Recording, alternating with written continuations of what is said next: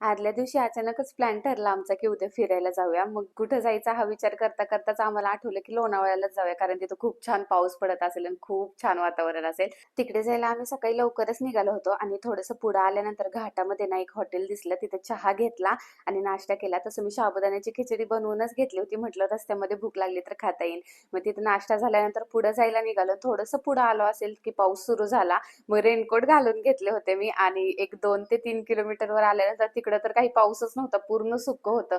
पण जे डोंगर दिसत होते ना, इतकं सुंदर वातावरण दिसत होतं. सगळी हिरवळ होती आणि ताम्हिणी घाट तर खूप सुंदर होता. तिथूनच आमचा प्लॅन चेंज झाला की लोणावळा स्किप करून आपण देवकुंडला जाऊया. पण देवकुंडला पण आम्ही वरती गेलोच नाही. जे वॉटरफॉल होते तिथंच आम्ही खूप वेळ बसलो होतो. तिथंच फोटो काढले, व्हिडिओज काढले आणि त्यानंतर रिटर्न यायला निघालो. मग येता येताना हॉटेल पाहिलं, कारण खूप भूक लागली होती. सकाळी नाश्ता केला होता तेवढ्यावरच आम्ही सगळेजण होतो. ऍक्च्युली आम्ही 4 जण गेलो होतो, आणखी एक कपल होता आमच्यासोबत.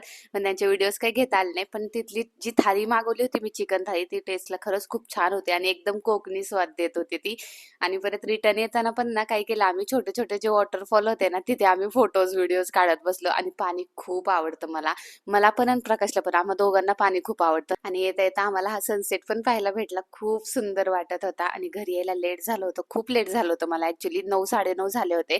येताना जेवण करून आलो होतं, त्यामुळे घरी आल्यानंतर डायरेक्ट झोपी गेले होते मी. असा होता आजचा दिवस. भेटूया पुढच्या ब्लॉग मध्ये. Bye bye.